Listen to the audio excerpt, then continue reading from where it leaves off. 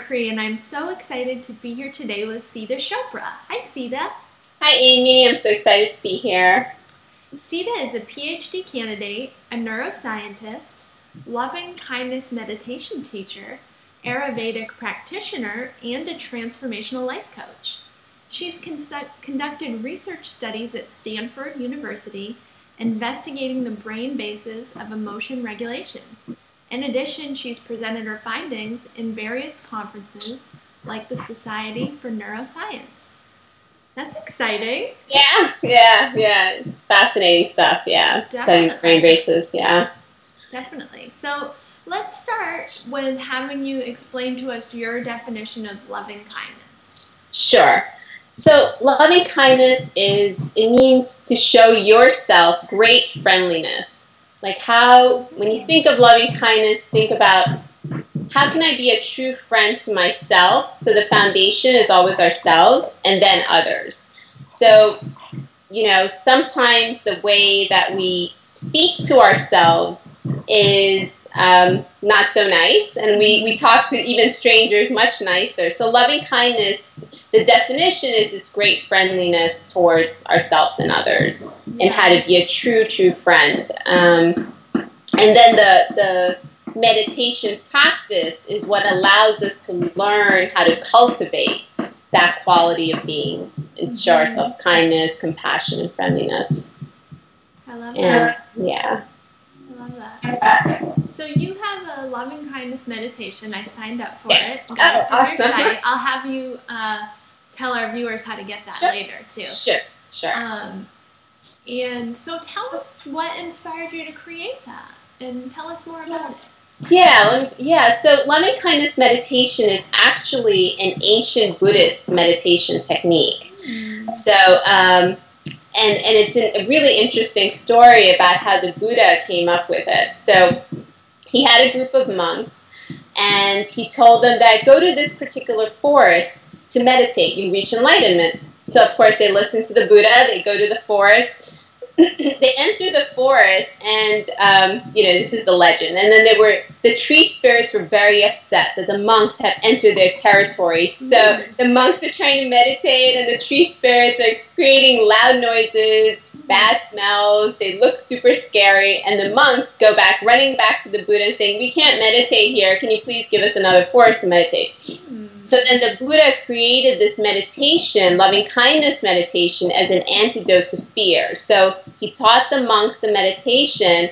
Then when they went back to the forest, because this practice cultivates so much of loving energy, that the tree spirits were so happy to be in this forest, all this loving energy, and then they started treating the monks kindly and warmly. And so, and then the monks, meditated and reached their own enlightenment. So it was, so the Buddha created it as an antidote to fear, but you don't have to be a Buddhist to practice this meditation, because the qualities of kindness, compassion, and friendliness, that's inherent in all human beings. So so that's where the practice originated. And so my vision or intention is I work with women, so my intention is to really spread the awareness of this particular practice. So what's happened is that there's so much research on meditation, but a lot of it has focused on mindfulness meditation. So everyone's very familiar. You ask them, what's mindfulness? They already know, present moment awareness. But you say, do you know loving kindness? That's not too many people know about loving kindness. So I'm bringing the awareness because it's an extremely simple practice, but it's very healing. And some people are really fooled by the simplicity of it, that it can actually uncover all these layers of our being and allow us to really learn to feel very comfortable within our own skin. So, that's wonderful. So it's kind of shifting the focus from the mind to the heart. Yes, exactly. It's all about, it's such a heart-centered practice. And some people think, oh, but if I learn how to show so much loving kindness to myself and others, then people are going to take advantage of me. That's a lot of fear of people that I've heard. And I said, actually, that's not true, because if you're really a true friend to yourself, you know your boundaries. Yes. And you know when you're not feeling depleted, when you can give, but you don't give so much that you feel depleted. You're more in touch with that in yourself. So, yeah, and so slowly now there are more research studies supporting the benefits of loving kindness meditation, and some of them are it increases life satisfaction, it decreases self-critical thoughts, it decreases chronic back pain, it increases social connectedness, it decreases anxiety, it increases positive mood, and a few others. So yeah, it's a really amazing too, because with the back pain question, there's a orthopedist, Dr. John Sarno. Have you heard of him? No. He has a whole theory that he's used with thousands of people. That the majority of chronic back pain is a result of repressed emotions, specifically anger. So I could see how doing a loving kindness meditation could help gently bring those repressed emotions to the surface. Yes. And his theory is you don't even have to get in touch with them. You just have to tell your brain the brain's ruse of creating back pain isn't working to distract you from the repressed emotions. Yes. And I've experienced it. There's, like I said, thousands of people he's worked with. He worked in one of the top New York hospitals. I think he's retired. I think he's in his 70s or 80s now. Okay. But interesting potential correlation there. Oh, yeah. Definitely. Yeah, definitely. Yeah, it's so interesting about pain perception and positive emotions, and there's a lot of research that, you know, the more we feel joyful or in touch with our positive emotions, the less pain we feel in certain areas of our body. Yeah, so, it's really amazing. And I really feel that this meditation, there's so much nowadays, so much of social isolation a lot of people are going through.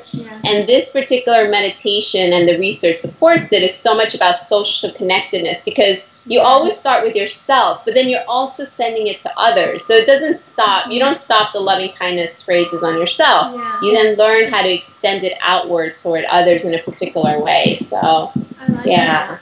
I think especially a statistic that really struck me deeply that I've come across recently was since the 1980s,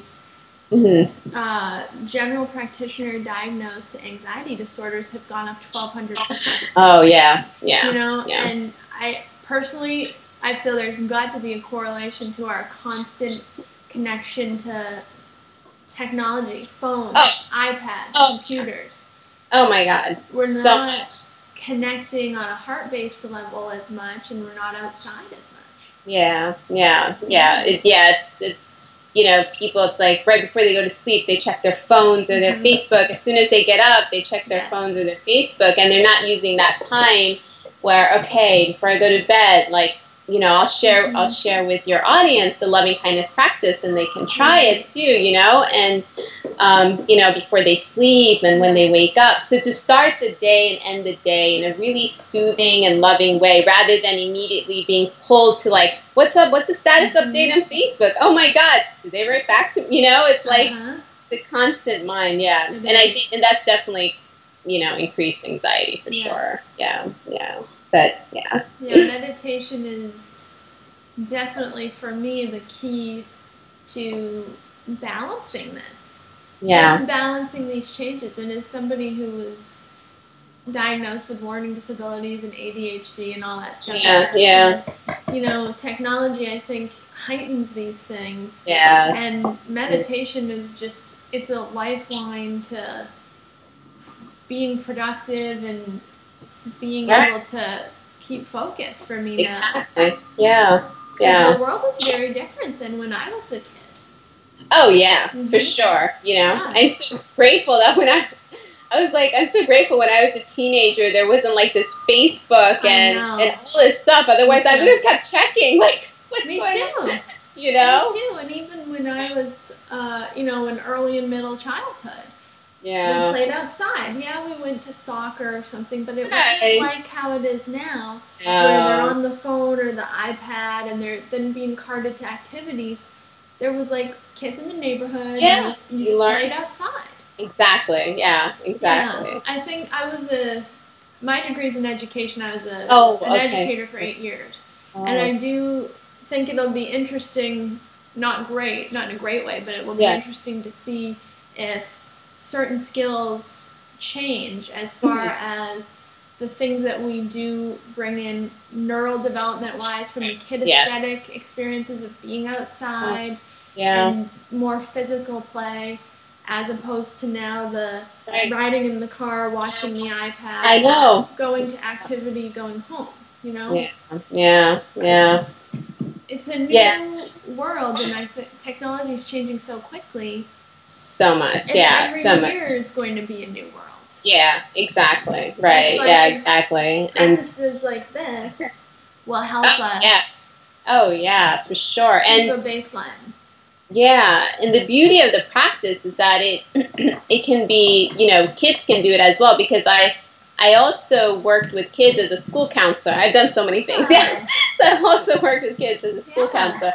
And so I would teach them the loving kindness meditation practice, and I would, you know, tell them to keep a gratitude journal and things like that. But the loving kindness, it just, they understood it, you know, it really helped them. I'm like, okay, that kid that's kind of, you're not getting along with, first send yourself loving kindness, then send it, let's imagine sending it to that other kid. And so it really helped them a lot. So yeah, I think if one can implement some sort of, in the schools, the meditation part, not, you know, it's so important. Can you imagine with a yoga and meditation, you know?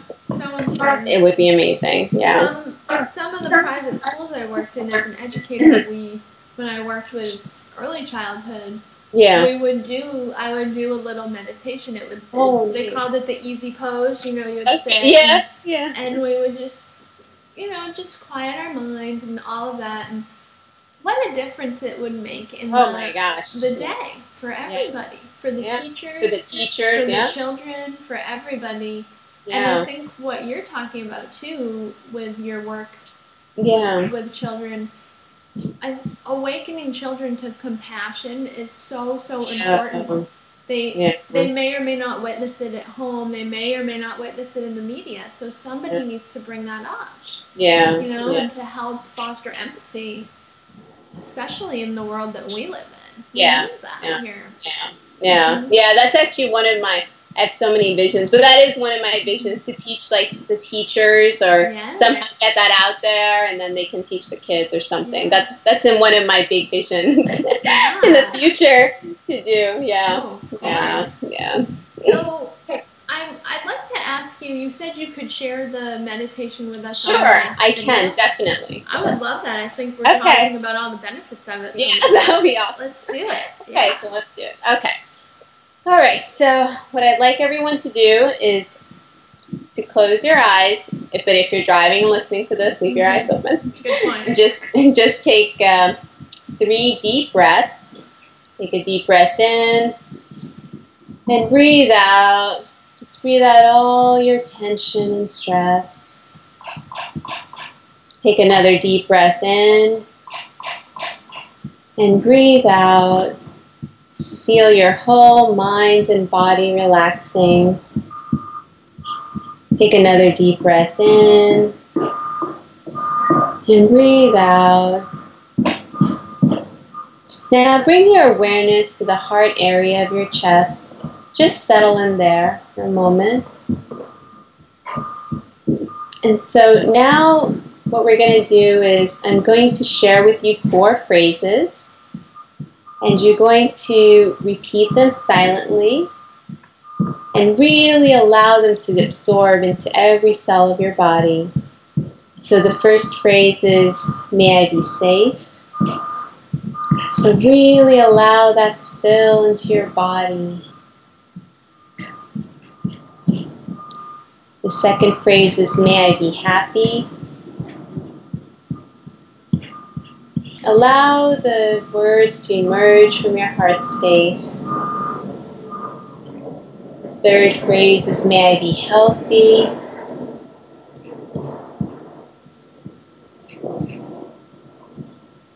And the fourth phrase is, may I live with ease. And now we'll go over that again. May I be safe.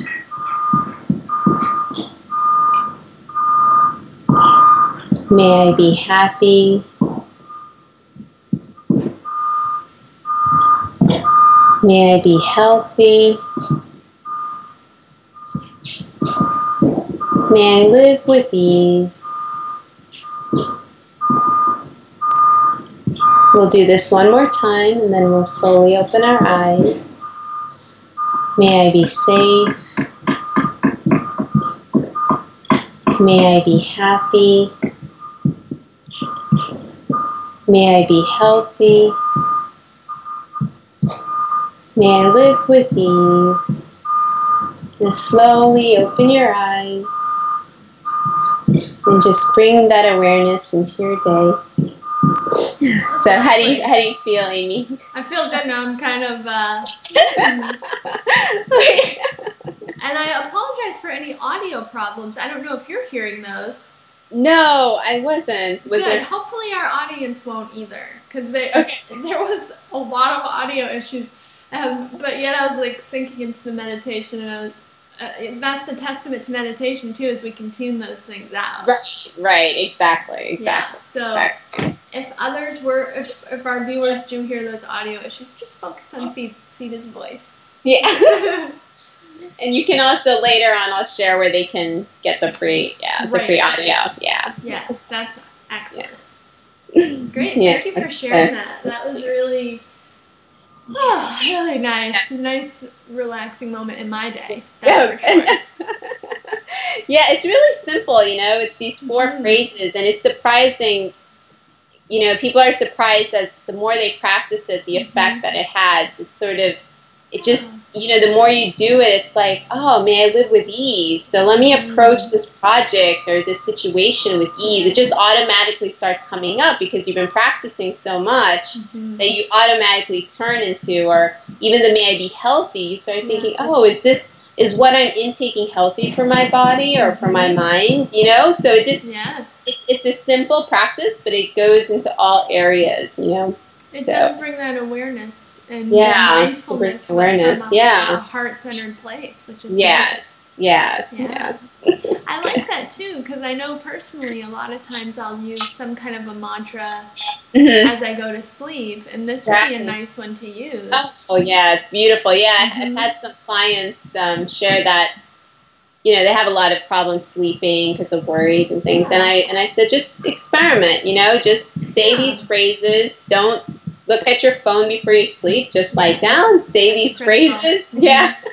Say these phrases. And they're like, oh my God, I fell asleep saying the phrases. And it's so soothing to the mind and body. And so then your body's also healing, you know, in the night because you're putting all that in. Yeah.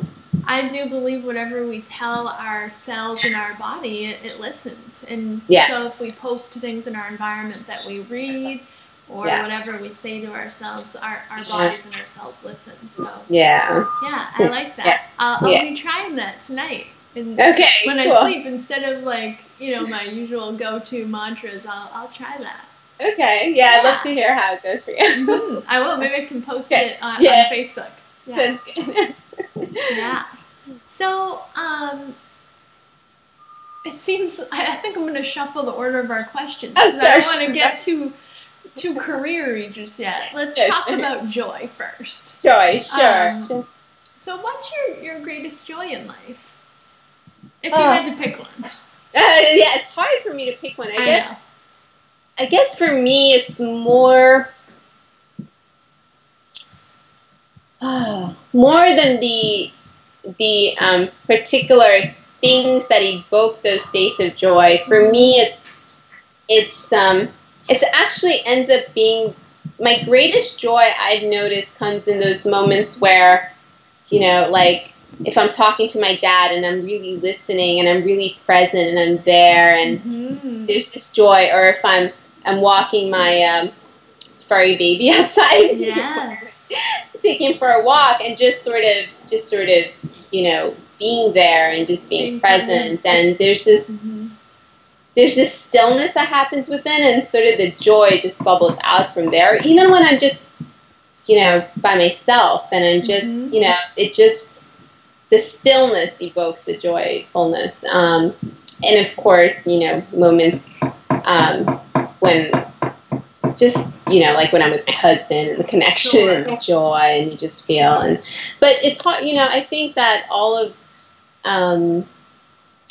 yeah, so it's hard to pinpoint the greatest joy. I find for me it's more the small moments of joy. That it happens on a daily basis. So I would say every day there's always something. I always feel joyful about something or the other. Me too, and I like that observation that it's those moments when we're really present a lot of the time. Yeah. That really do evoke that. Yes. Yeah. Yeah. I like that. Yeah. Thanks. Great. So where can our viewers find more of your offerings? Sure. They can find it at www.sita, S-I-T as in Tom, A as in Apple, Chopra, C-H-O-P, P as in Peter, R-A.com. So as soon as they go there, they'll get, it'll say to get my free meditation. So they can get the free 6-minute audio meditation there. Yeah. Great. So, I'm sure I love that. And they can follow me on Facebook or Twitter and things like that. I don't remember what my Facebook thing is right now, but I was just thinking, it may be your name, but I think it's something a little different. Yeah, it's with the Ayurvedic Practitioner or something. Yes, it's a bit longer. Yeah. And so, and then if they want to dive deeper, I offer a 5-day loving kindness course for women and things like that. Well, I was going to ask you that is what else do you offer under this loving kindness umbrella? Yeah. Sure. So under the loving kindness umbrella, I offer. So I offer a couple of things. I offer the 5-day loving kindness meditation course for women. I offer then an 8-week loving kindness course for women, which really goes really deep into the practice. You know, to the extent of how do we send loving kindness to difficult people in our life. Yes. So there's a whole process for that. So you know, we go over all that. I also, for me, Ayurveda falls under that because Ayurveda is an ancient Indian healing medical system over 5,000 years old, all about a holistic approach to mind, body, and soul. So right now, for that, I'm offering people free 15-minute Ayurvedic consults. So so there's that part. And then I work with my coach. They can work with me one-on-one coaching and. All of my approach is filled with loving kindness, so that's the kind of coach I am. Not, you know, oh my God, you didn't do this, right. Because you know, there's a lot of research about showing about self-compassion, and it doesn't just be. People fear that if they're too nice or too kind to themselves, they won't do any work. It's actually the opposite. So it's the opposite. So so that's So those are some of my offerings. Great. Yeah. Well, I'm so glad you took the time to talk with us today and share that lovely meditation. Thank you. Yeah. Thank you so much for being here. Oh, I'm so grateful. Thank you, Amy. Thank you, and thank you all for watching. Yes, thank you, everyone. Yeah. I'm Leigh Mercree, that's Sita Chopra, and remember to live joy, be kind, and love unconditionally, today and every day.